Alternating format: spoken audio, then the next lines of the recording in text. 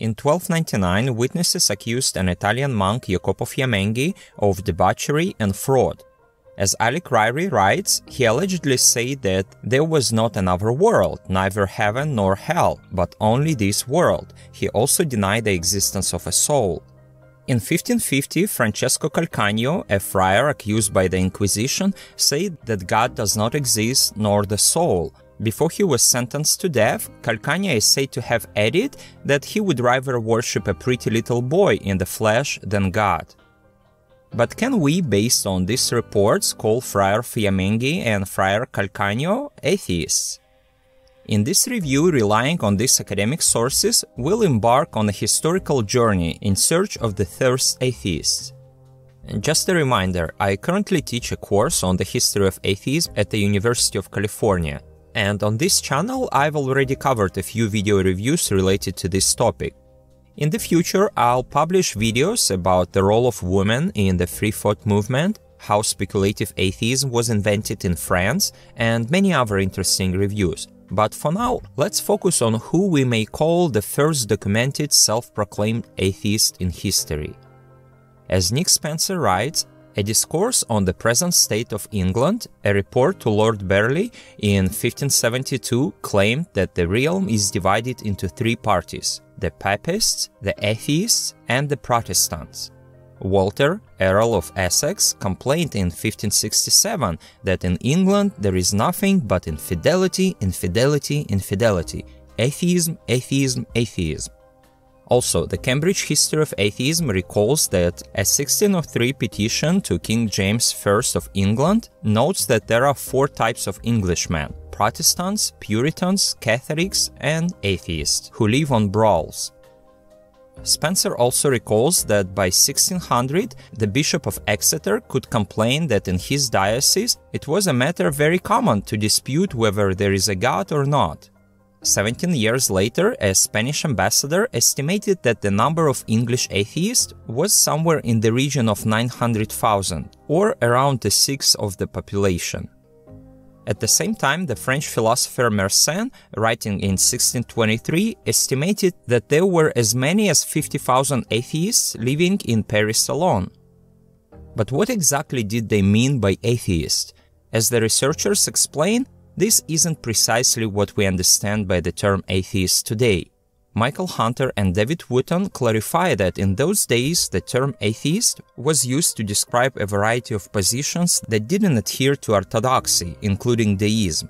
It was also employed to discredit one's opponents, whether justifiably or not. In our case, we are interested in an atheist materialist who admitted that they don't believe in anything supernatural. That is, they deny not only all deities, but also the existence of spirits, soul, immortality, miracles, and in general everything magical. For example, in his influential History of Atheism in Britain, David Berman writes that the earliest published examples of avowed atheism appeared in 1770 on the continent and in 1782 in Britain, with the Holbach's Systeme de la Nature and Matthew Turner's Answer to Dr. Priestley. And in fact, it's now generally accepted that de Holbach was the first to write an arguably atheist book. His System of Nature became known as the Atheist Bible. However, Dr. Roger Maioli from the University of Florida, in his article The First Avowed British Atheist, Lord Hervey, states that he has evidence that the earliest published work in defense of atheism in Britain wasn't published in 1782 as Berman claims, but 37 years earlier, in 1745.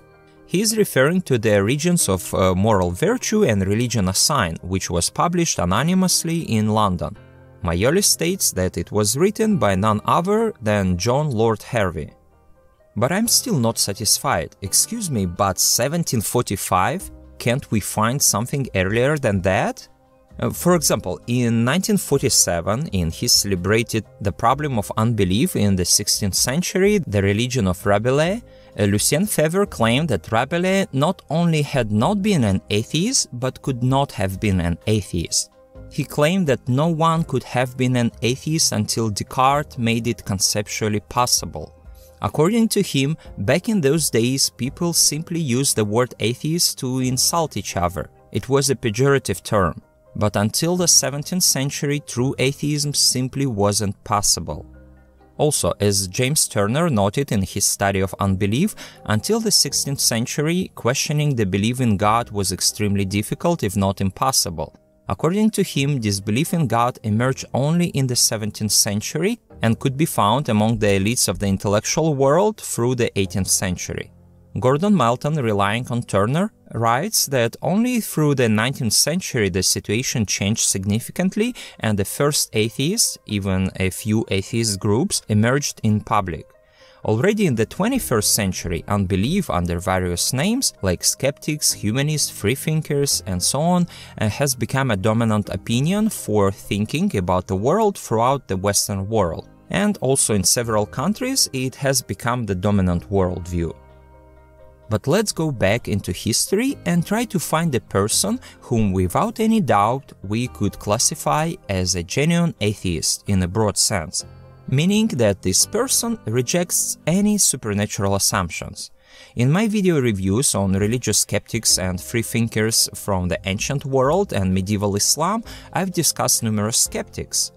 But as I've previously pointed out, we can't categorize any of them as someone who outright rejects all supernatural assumptions. We simply lack direct evidence to support such a claim. It's possible that some adhere to beliefs in fate, predictions of the future, or various forms of mysticism. That's why we can't say for sure that any of the freethinkers of antiquity and the Middle Ages absolutely rejected all supernatural phenomena. Our knowledge of them is insufficient to draw such conclusions. Perhaps they were, perhaps not, and we'll probably never know. As Tim Whitmarsh writes, in the 5th century BCE, Hypo of Samos proposed a fully material cosmos, with apparently no place for the gods. He also seems to have rejected the idea of a human soul. Also, there is Diagoras of Melos, who often duped the most renowned atheist of antiquity. But it's critical to admit that Diagoras himself left no written records concerning atheism, and our knowledge of his disbelief stems solely from anecdotes. Whitmarsh notes, we know, however, next to nothing about his ideas. That's why to think of him as someone who denies everything supernatural would be too confident. Some of you may point to Epicurus and his disciples. For example, Maimonides wrote that there are those who do not recognize the existence of God and instead believe that the existing state of things is the result of accidental combination and separation of the elements, and that the universe has no ruler or governor. These people, he wrote, are Epicurus and his school and philosophers like them. In response, I'd say that despite Epicurus' skepticism, if you study his text or what Lucretius wrote about him, you'll see that things are not as straightforward as they may seem. Even within the ontology of the Epicureans, there likely existed space for mysticism and the supernatural. So, I suggest we embark on a journey through time on this fascinating quest. I assure you that by watching the video until the end, you'll certainly uncover the individual deserving the prestigious title of the first documented atheist in history. But before we delve into that, please consider liking and subscribing if you haven't already, and feel free to share in the comments below who you believe holds the title of the first atheist in history. Later, we'll compare our findings to see if our opinions align. I'd like to emphasize that contemporary researchers of the history of atheism have proposed several candidates for this esteemed position. In this video, I invite you to explore a handful of these candidates and form our own conclusion about who deserves recognition as the first documented atheist in history. Additionally, I'd like to note that to study history of atheism, you don't have to be a non-believer. Many religious scholars also study atheism or skepticism. For instance, in this review, I draw upon the insights of Gordon Melton and Nick Spencer, self-identifying Christians, and also Alec Ryrie, who is a licensed lay minister in the Anglican Church. So I hope you are excited, and now let's begin our search for these pioneering atheists. And one of the candidates for the earliest atheist in history is the Chinese philosopher Wang Chong. He lived during the 1st century, during the lifetime of Jesus. and he is regarded as one of the pioneering advocates of atheism and materialism. Wang Chong extensively criticized the superstitions that had become ingrained in Taoism and Confucianism. Interestingly, in the 20th century, Chinese communists frequently turned to Wang Chong's writings to support their materialistic ideology. As Jennifer Hecht notes, his great work Lun Heng was a compendium of arguments against magical thinking. For example, it features a chapter titled The Indifferent Heavens, in which Wang Chong argues that the heavens lack consciousness or intentionality. They act spontaneously rather than with purpose. And if you know anything about Chinese religions, you understand what place the concept of heaven occupies there. It's really serious. In general, his book defends naturalism. In his words, if the heavens had produced creatures on purpose, they ought to have taught them to love each other and not to prey upon and destroy one another. That is, he had an argument against design. If our world were intentionally created by a wise being, then everything in it would be much better. Instead, the reality of our existence suggests the opposite. In the Cambridge History of Atheism, Dr. Lan Li writes that Wang Chong proposed in his critical essays that everything is generated by the natural movement of Qi and has nothing to do with a personal force. He wrote that Qi between heaven and earth intersects, and everything in the universe naturally transpires. He also wrote that heaven cannot be emotionally affected by people's action or respond to people with its own actions. That is, he denied that humanity has a direct relationship with heaven. He ridiculed various tricks of the Taoists that pretended to be magic and criticized fortune-telling by plants and animals. Wang Chong also wrote that Lao Tzu's theory of possible immortality is erroneous, and that the spirits of the dead or ghosts don't exist. He wrote, when someone dies, that person's blood dries, and the spiritual essence is no longer. The body decays and returns to the dust. From what then can a ghost manifest itself? Therefore, there is no point in ancestor worship. After all, if the spirits of the dead existed, they would come to their killer and take revenge on them or testify against them in court, but this doesn't happen. However, I hasten to disappoint you. Dr. Lin Li writes, Wang Chong, who denied the relationship between heaven and personal gods, as well as the existence of disembodied spirits, actually believed that deities, especially God, existed.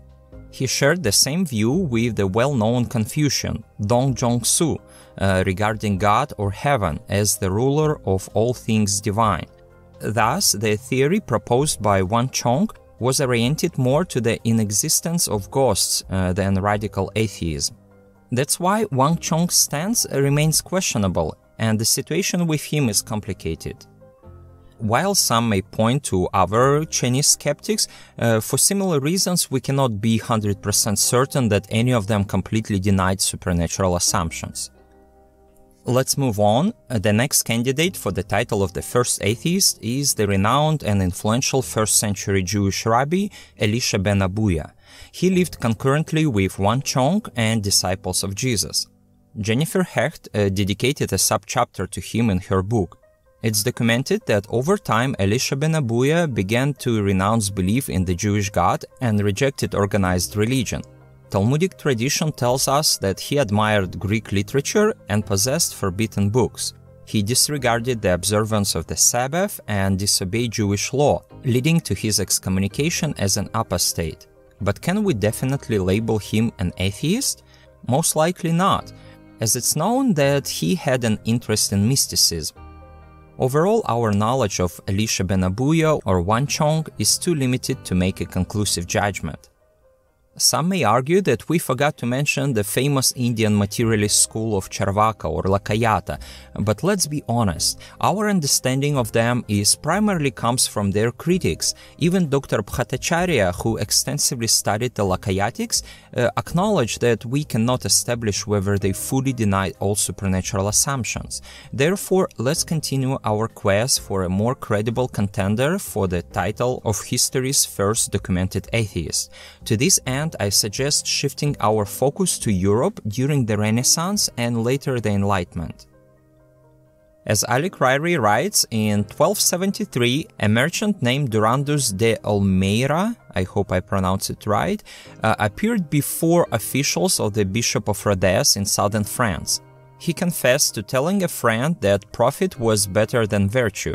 When the friend teased him, saying that he didn't care for his soul, he replied, "Do you think there is any soul in the body other than the blood?" As a young man, he said he used to cross himself piously, but it never did him any good, nor had his fortune suffered when he stopped. He also admitted to having scorned the sacrament of the Eucharist and ridiculed the idea that bread could supposedly be transformed into the body of Christ. Likewise, in 1299, the Bologna moneylender Ugocene de Totalesina was accused of rejecting the Bible as a mere fiction, and he also said that the cross, the most revered relic of the Christian world, was just a piece of a bench, and said that there is no other world than this. And by the way, there are many such cases recorded by the Inquisition. You may find many of them in the wonderful book by Alec Ryrie.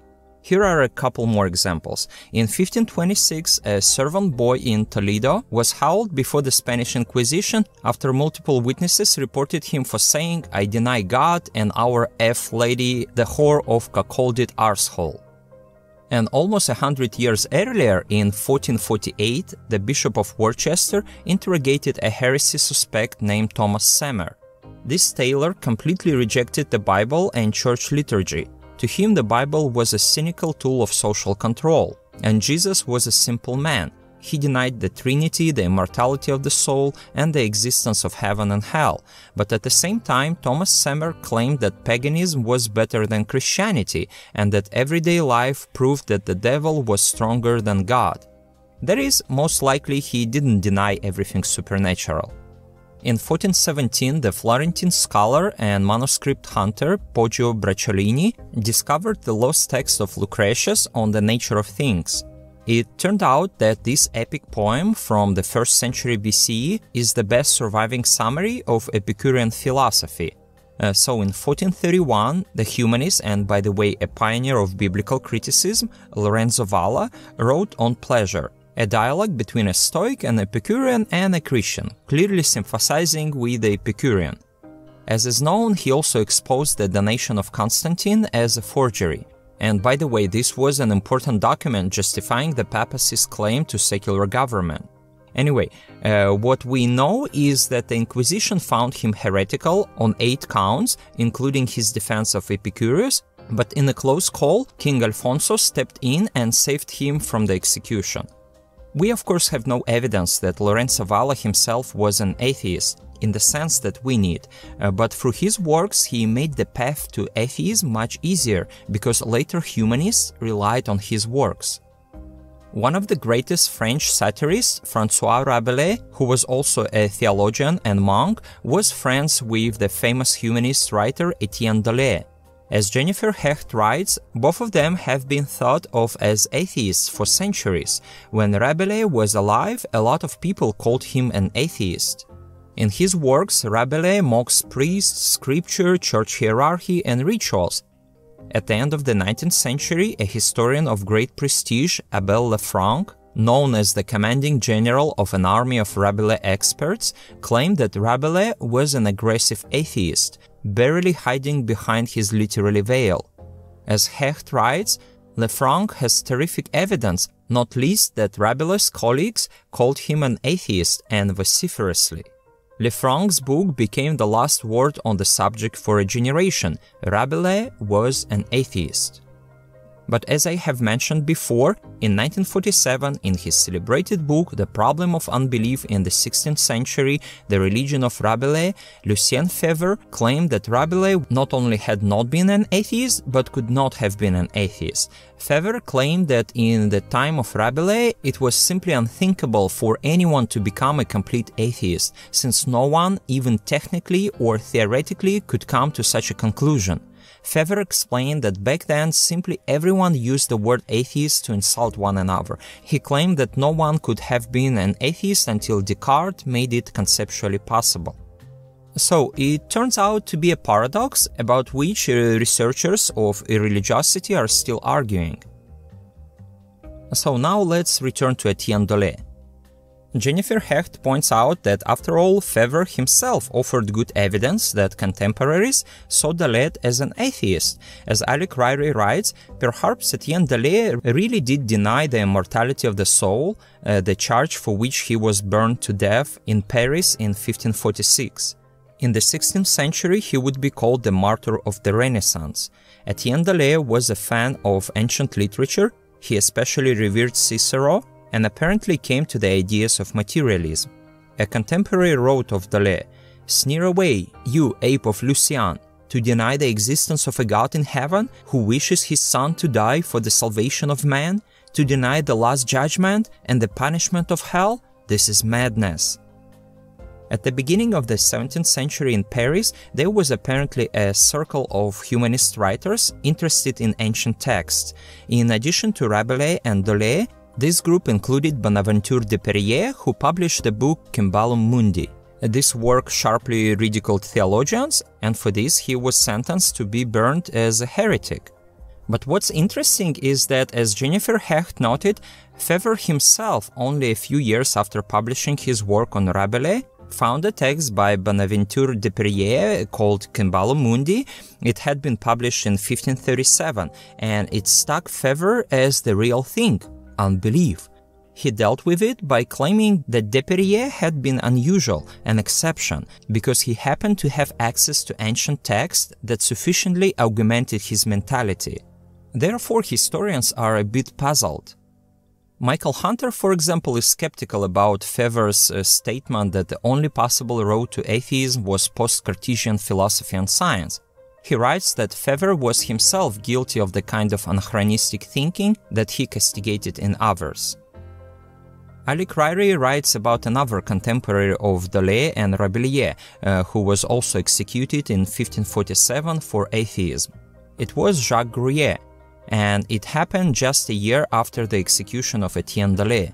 Gruyer was probably a monk in his early life. Under Calvin, his house was searched, and among his papers was a tract in his own hand, in which, as Calvin summarized it, the whole of Scripture is laughed at, Christ aspersed, the immortality of the soul called a dream and a fable, and finally the whole matter of religion turned into pieces.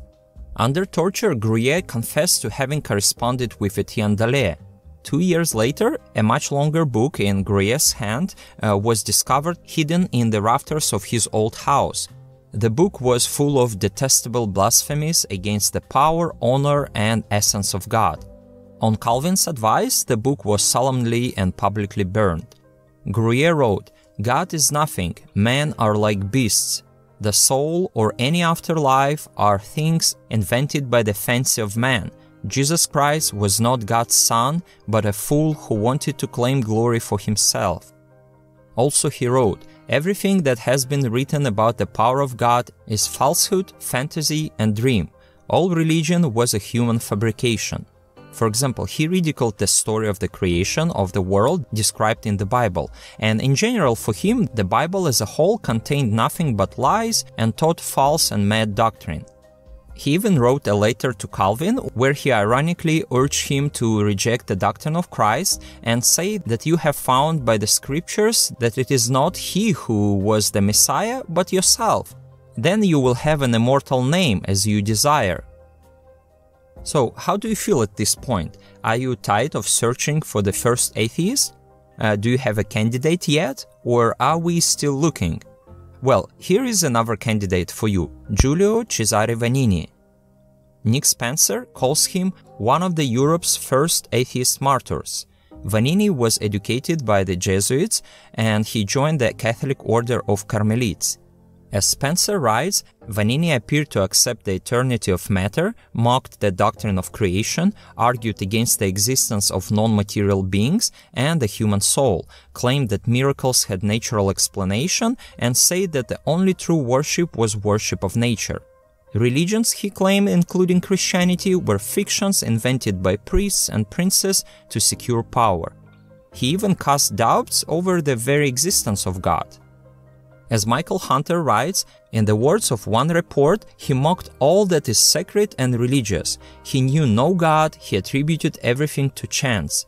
What made things worse was his attempt to inculcate such views in the young who had only just left school and who, by their great youth, were the most susceptible to new opinions.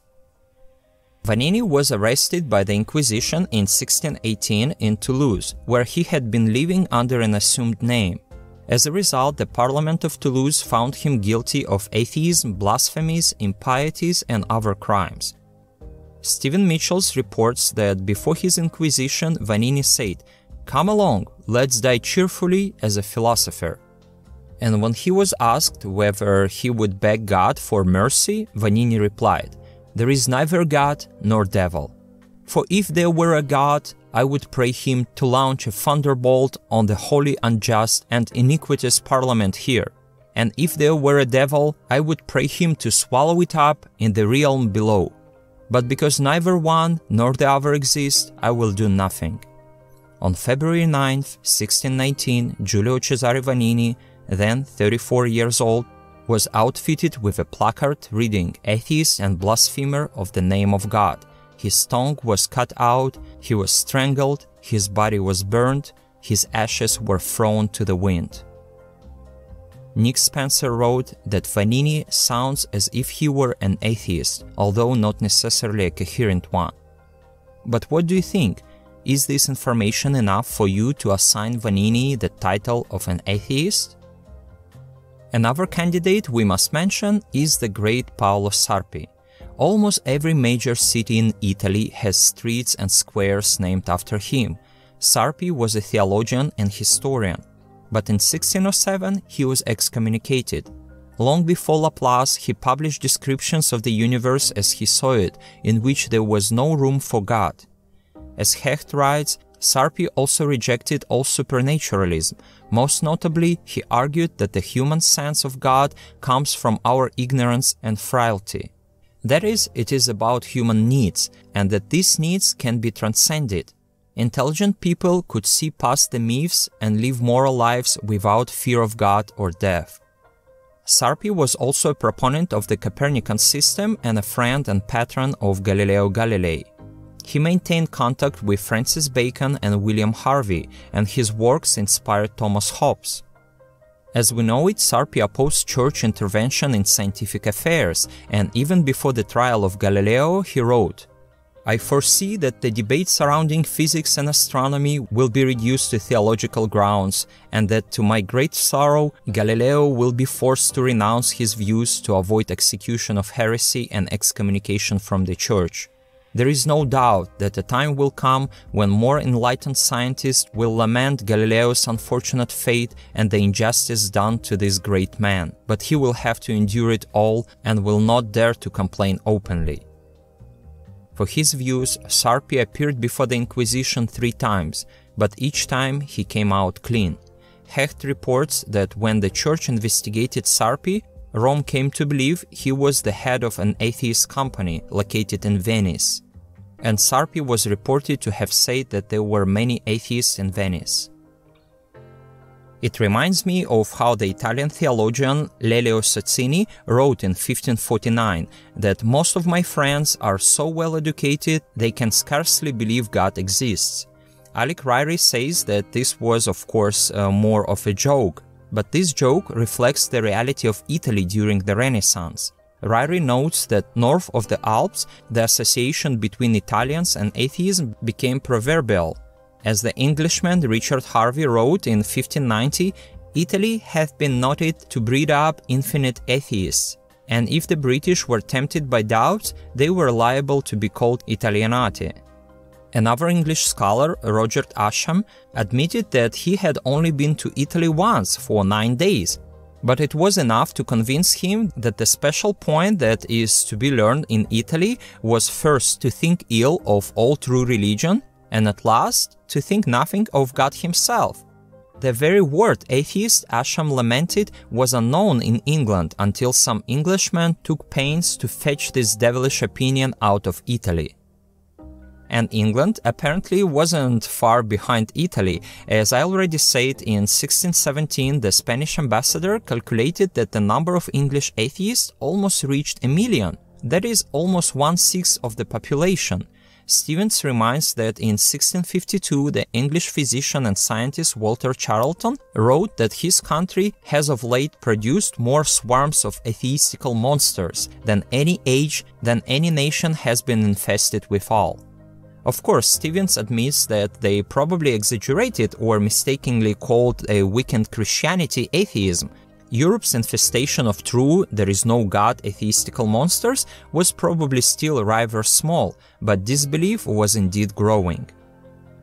And here is another candidate for the title of atheist, the Polish philosopher Kazimierz Leszczyński, who wrote a treatise entitled On the Non-Existence of God. In 1689, a court in Warsaw accused him of atheism, denying the existence of God, and blaspheming the Virgin Mary and the saints. On March 30th, he was forced to burn his works and was beheaded. From the trial, we learned that on October 31st, 1688, Leszczyński was accused of atheism and imprisoned in Warsaw. This happened because his neighbor, some kind of Jan Brzozowski, reported him to the authorities. In Leszczyński's house, they found writings that denied the existence of God. It's also known that before this, Leszczyński demanded from Brzozowski the return of a debt of 100,000 thalers. Brzozowski apparently didn't want to repay the debt and decided to attack his opponent in such a dirty way. Leszczyński was a nobleman with a good education. In 1658 he joined the Jesuit order in Krakow, after which he studied theology at a college in Lviv, modern Ukraine. Later he opened a school with an inscription above the entrance similar to that above Plato's Academy: "Let no one ignorant of mathematics enter here." Leszczyński's work on the non-existence of God supposedly consisted of 530 pages in 15 notebooks, but today we know only 5 small fragments. For example, the following was written there: "Man is the creator of God, and God is a concept and creation of man. Hence, people are the architects and engineers of God, and God is not a true being, but a being existed only within the mind." Another passage read: "Religion was constituted by people without religion, so they could be worshipped, although the God is not existent. The fear of God was spread by the unafraid, so that the people were afraid of them in the end. Devotion, named godly, is a design of man." He also stated that the Bible was written by people who use it to support deception. For example, he allegedly wrote, "There are some who deny revelation, and they are not fools, but wise men, who with a proper reasoning prove what I also prove here, concluding that God does not exist." Now, after hearing all this, what's your opinion, my friends? Is it possible, judging by this limited data, to assume that Leszczyński was an atheist? I don't know, you decide. But for many Polish, Belarusian and Ukrainian atheists, he is a hero. Gordon Melton, for example, writes that critics sometimes accuse René Descartes of being a closet deist or even an outright atheist. But since Descartes himself did not declare this about himself, therefore we need to look for those who openly admitted that they are an atheist. And now we have come to the moment when we seem to have such a candidate. Some even dedicate to him a book with such title. In Thomas Mortimer's 1789 Student's Pocket Dictionary of Universal History, Matthias Knudsen was called the only person on record who openly professed and taught atheism, while Winfried Schroeder calls Knudsen the first author we know of who self-identified as an atheist. He is also considered the first open advocate of a modern atheist perspective. But before I talk about him, I'll allow myself to talk about Pierre Bayle, who tells us about Knudsen, about Giulio Vanini and other atheists of that era. So bear with me, I promise you it will be even more interesting than everything that you've heard before that. Despite being a believer himself, Pierre Bayle is a very important figure in the history of atheism. As Melton writes, it was Bayle who pioneered working with the separation of the realms of faith and reason, an idea that would become a bulwark of the Enlightenment. He also played a crucial role in resolving a moral dilemma and reducing the stigma associated with atheism. For example, Gordon Melton notes that before 1800s, unbelief primarily manifested as Unitarianism or deism. And this wasn't only because a completely materialistic worldview was ontologically difficult to accept before Darwin, but also because few people were willing to adopt the label of atheism. Remember, it was initially a pejorative term, with many prejudices attached to it. Over time, just as the originally pejorative label queer was reclaimed by the LGBTQI+ community and turned into a positive term, non-believers began to identify themselves as atheists. Before Darwin's work, many people who denied all human religions lacked the knowledge to explain the origin of the world, leading many to resort to deism. It's basically the idea that an intelligent being initiated the world, but it doesn't care what is happening here with humans. Which of course makes prayer pointless. Milton, for example, lists several famous deists from the 16th to 18th centuries, but another reason why no one self-identified as atheist was the stigma associated with the term, and Pierre Bayle helped to remove this stigma. Bayle's Historical and Critical Dictionary became one of the best-selling books in 18th century Europe. Voltaire not only recommended reading Bayle, but also called him the greatest master of the art of reasoning that ever wrote. By the way, this work had a strong impact on the first Russian historian and atheist Vasily Tatishev. Bayle's thinking was influenced by the consequences of the 30 Years' War, in which Catholics and Protestants killed each other, leading to death of almost a third of the population of Central Europe. Bayle recognized the need to address religious conflicts. Born into a family of French Protestants, he was forced to flee to Holland. His father, a Calvinist priest, was persecuted, and his brother died in prison after being tortured. All this made him to become an advocate of tolerance. As Mitchell Stevens explains, something not much championed in Europe after Rome's adoption of Christianity. Stevens notes that Bayle's argument begins with the assumption that it's impossible to distinguish true beliefs from false beliefs, and this was a very shocking assumption. It presumes that we can't actually know for sure whether Calvin, Luther, the Pope, or maybe even Paul, Jesus, and Moses were right. And of course, it challenges the sense of certainty. It means that no one can know for sure what is right and what is wrong. Bayle understood that wherever Catholics held power, they would persecute and kill Protestants, and vice versa. And to solve this problem, he proposed to stop any persecution. He wrote, "Toleration is the very source of peace, and intolerance the source of confusion and conflict." And for us today, this may sound so obvious, but believe me, in those years it was a very revolutionary position. People were very stubborn, and there was no room for what-ifs. Voltaire later became deeply interested in Bayle's works. As Stevens writes, if tolerance now seems obvious to most of us, it is because Bayle and Voltaire and many others since have struggled to make us acknowledge something that is hugely difficult to acknowledge, that even that which we believe most strongly could be wrong. But note that this approach not only fostered greater tolerance, but also contributed to the spread of disbelief, because it implied that religious beliefs should be less fanatical or deep. And most likely, the spread of tolerance in the West, which Bayle helped set in motion, became a significant contribution to the development of atheism in Europe.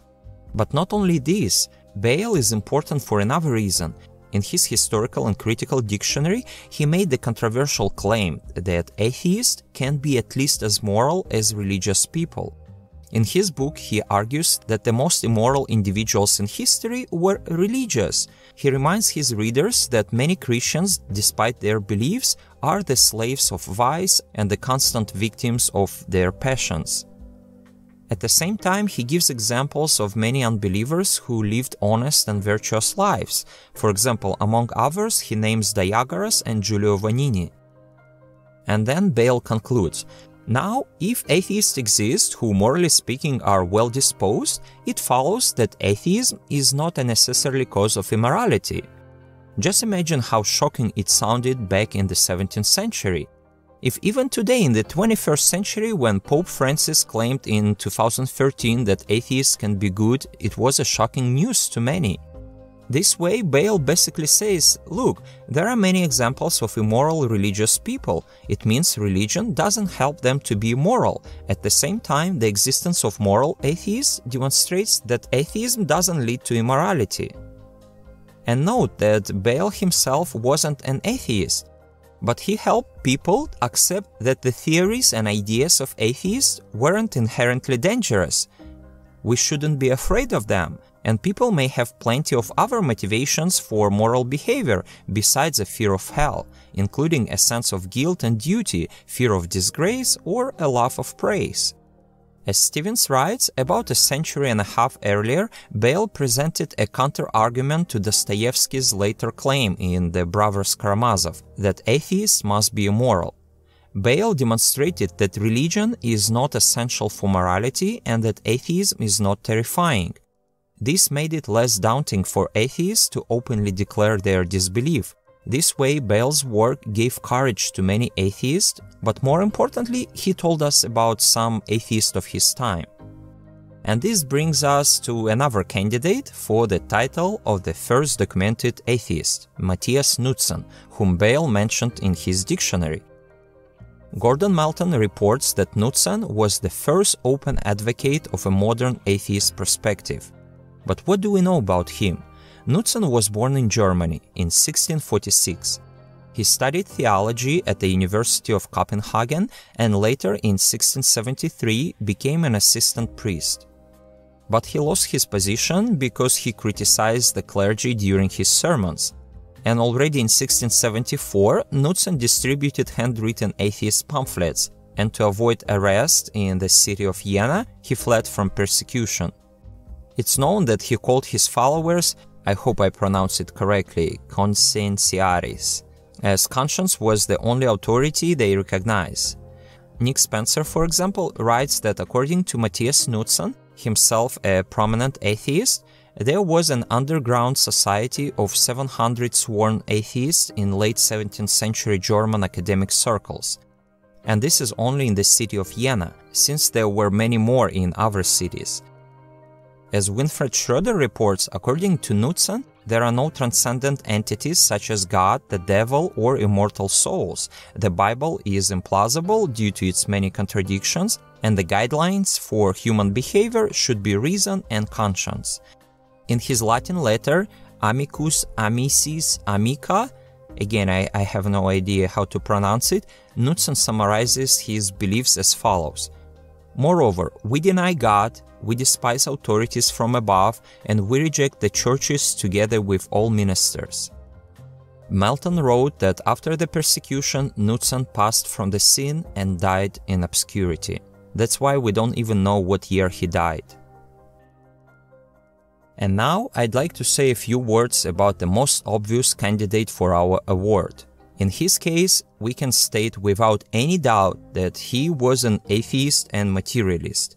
Moreover, as Melton points out, he appears to have been the first person to write an entire book-length volume in support of atheism. Stevens also notes that indeed in his work, for one of the first times we know of in the West, we find such an open and straightforward attack on religion. This person was none other than the French priest Jean Meslier. He was hardly known during his lifetime, but after his death, he immediately became a sensation in Paris and a hero to Voltaire. By the way, many great religious skeptics such as Voltaire, Hume, Diderot, de Holbach and others were influenced by Meslier. Although he himself remains almost unknown to many, I'm sure many of you have never heard of him. In fact, this humble village priest had an incredible influence on Enlightenment thinkers. As Alan Charles Course reminds us, Meslier is known for composing and leaving for posterity 3 copies in his own hand of an explicitly atheistic manuscript. Course also notes that his atheism was above all ethical in its foundation, and very soon I'll explain what this means.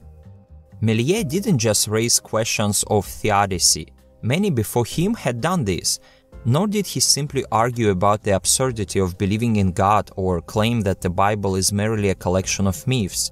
No, as Alan Course writes, Meslier did something incredible in the history of French thought. But before we discuss this, let's provide some historical background. This is what happened. During his lifetime, there were no signs that this village priest would go beyond Locke, Voltaire, and even Spinoza to become one of the staunchest proponents of the Enlightenment's most radical idea, the rejection of religion. Until his death in 1729, Meslier remained a quite respected priest in two small towns. But then, as Mitchell Stevens writes, the bombshell exploded. In his house were found several copies of manuscripts that he left as his testament. This was his posthumous manifesto. According to the title, this manuscript was intended to be addressed to his parishioners after his death and to serve as testimony to the truth for them and all like them. The book contained what he called clear and evident demonstration of the vanity and the falsity of all the divinities and all the religions of the world. He wrote, "Know, my dear friends, that everything that is happening in the world concerning the cult and the adoration of gods is nothing but error, abuse, illusion, mendacity, and betrayal. I didn't dare say it during my life," he writes, "but I will say it at least in dying. What has been preached about miracles, about the magnificence of the rewards of heaven, about the dreadful castigations of hell, is nothing but delusions, errors, lies, fictions, and impostures. Open your eyes, my dear friends, open your eyes. Your religion is not less vain or superstitious than any other. It's not less fake in its principles, nor less ridiculous and absurd in its dogmas and maxims." Regarding the Bible, he wrote, "How can faith, that is to say a blind belief, render the books reliable, which are themselves the foundation of this blind belief?" Stevens also points out that rejecting these unreliable suppositions at the beginning of the 18th century wasn't all that difficult, even for a village priest. What was difficult was expressing them out loud. Realizing how many great minds were executed for heresy and blasphemy, he was forced to hide behind the veil of his death. Expressing such unambiguously anti-religious views was almost unprecedented in Christian Europe. But the fact that it all came from a priest made the explosion even louder.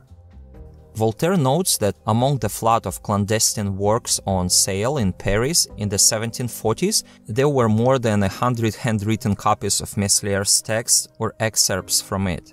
He pointed out that people were willing to pay a good price for them, but handling such illegal writings was risky. After all, it was condemned and ordered burned in Paris. By the way, Voltaire himself secretly prepared a copy of passages from Meslier and distributed them. When Voltaire's friends warned him about the risks involved, he responded, as we see from his letter of 1762, "I believe that nothing will ever make more of an impression than the pamphlet of Meslier." In another letter to D'Alembert, Voltaire wrote, "All who read it are convinced. Here is a man who proves and discusses. He speaks at the moment of death, when even liars tell the truth. It is the strongest of all arguments. Jean Meslier ought to convert the entire world." In the Testament, Meslier stated, "As a priest, I had no choice but to fulfill my ministry. But how I suffered when I was forced to preach to you those pious falsehood that I detested with all my heart. What contempt I felt for my ministry, and particularly for the superstitious Mass and the ridiculous administration of the sacraments.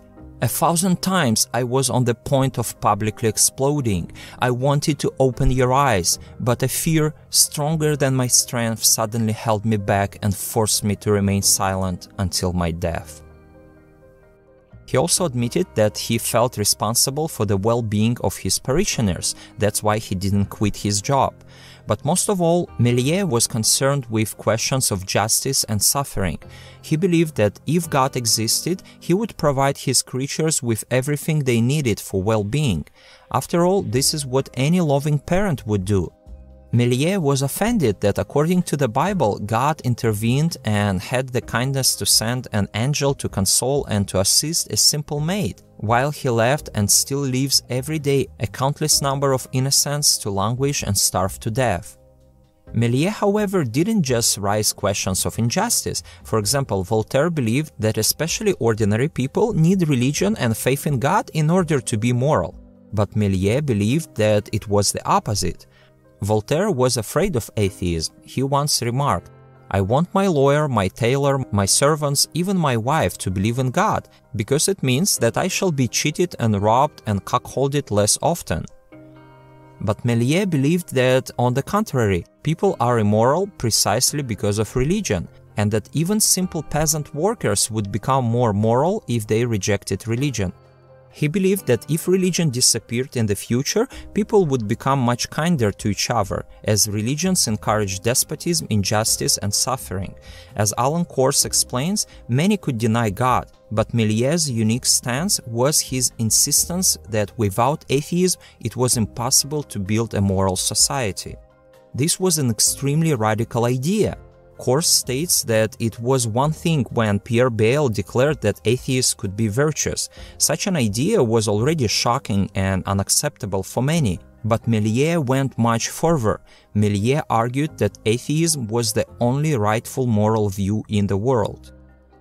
In other words, Meslier argued that the source of humanity's suffering was the very belief in God itself. He believed that all religious errors and abuses are based only on the belief and the persuasion that there is a God, that there is a supreme, omnipotent, infinitely good, infinitely wise, and infinitely perfect sovereign being who wishes to be adored and served by man in this or that manner. That's why it was so fundamentally important for him to prove that no gods exist, because Meslier thought that the conviction of the non-existence of God was an essential condition for the liberation of humanity from suffering, since for him, belief in any divinity was the primary source of human suffering. For example, the problem of evil and injustice became crucial for Meslier. As he stated, the earth was the scene not only of evils, but a place where the good suffered injustice and misery, while the deceitful and wicked flourish. But Meslier asked, what good human father would allow the law of the strongest to flourish in his own family? What good shepherd would let his flock be devoured? What good judge, sovereign, or governor would be praised for allowing injustice to prevail?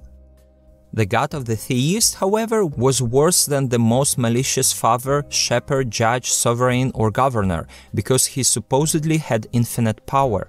Their God allowed his children to be born maimed and malformed in body or mind.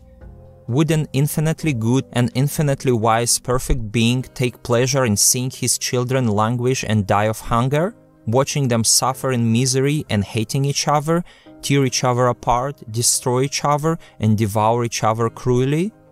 The theists proclaim their God to be the protector of the just and the innocent, but the whole world testified otherwise.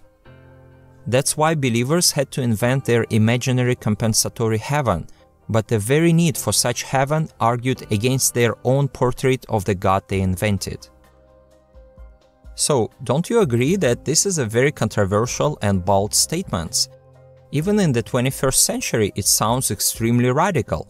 Imagine how it must have sounded at the beginning of the 18th century, when even the idea that an atheist could simply be a nice person seemed crazy. Also, in his work, Meslier questioned the morality of God, stating that if we imitate the morality of God, we will appear immoral. Nick Spencer recalls that Meslier wrote about the absurdity of morality being conveyed through revelations to a specific prophet. How absurd, he argued. Why the Almighty God could not simply instill morality in the hearts of every person? Why reveal morality through some prophet when it would be more effective to address each person directly? Meslier was also unique because his message was not aimed at intellectual elites. He spoke to the masses, ordinary farmers, the working class. As Stevens writes, 47 years before the Declaration of Independence, this village priest insisted that all men are by nature equal. While John Locke or Voltaire argued for the rights of the nobility, Meslier spoke out against the nobility and the violence, the injustices, and the ill treatment which they commit on poor people. 100 years before Karl Marx, Meslier wrote that it was religion that helped institute and preserve injustice and the oppression of poor people. As Stevens writes, he connected religion and political exploitation. Stevens quotes Meslier as follows: On the pretext of being willing to drive you to heaven, they prevent you from enjoying your life on earth in any way, and finally pretending to keep you away in some other life from the imaginary pains of a hell that doesn't exist. They compel you to suffer in this life, which is the only one that you can claim to. And this is exactly what Meslier wanted his parishioners to open their eyes to. Voltaire, of course, didn't like such passages in Meslier's message, and he cut them out. But for Meslier it was important to prove the connection of religion with the political and economic oppression of the lower classes. It was obvious to him that religion supported tyranny and inequity. It prevents people from focusing on the injustice of their circumstances, and in doing so it prevents them from wanting to change those circumstances. That's why Stevens writes, Meslier concluded that an end to religion might help free humankind, the poor in particular, to focus on improving its condition here on earth. This means that if religion supports oppression and injustice, a critique of religion is necessary to help reduce oppression and injustice and make way for democracy, equality, and human rights. This way, Meslier's criticism of religion was even more radical than that of Voltaire and many other great thinkers. Finally, as Nick Spencer points out, another of Meslier's radical ideas that was new to Europe was animal rights. In those years, it was common to abuse animals for entertainment. For example, people often gathered in central squares to watch cats being publicly burned. But Meslier spoke out against cruelty to animals. As Spencer explains, Meslier had no time for the Christian idea that humans are in any way special or unique.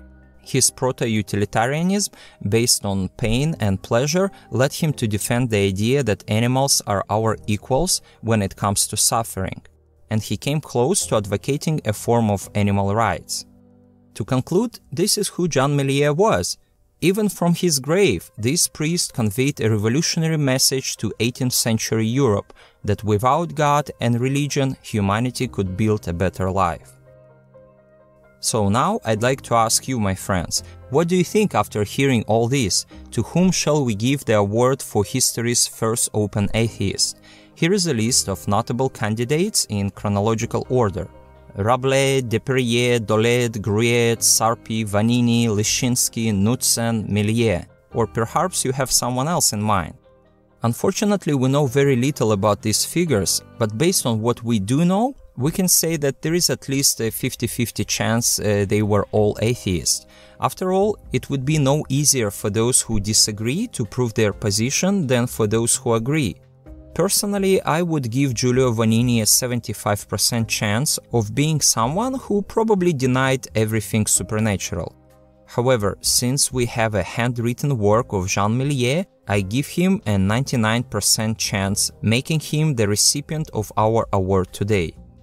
That's why when David Berman claims that the earliest published example of generally accepted atheism was the work of de Holbach from 1770, we must keep in mind that he is talking specifically about publication. Meslier's work, written almost half a century earlier, can be clearly considered atheistic in the broadest sense of the word, even though it was distributed secretly.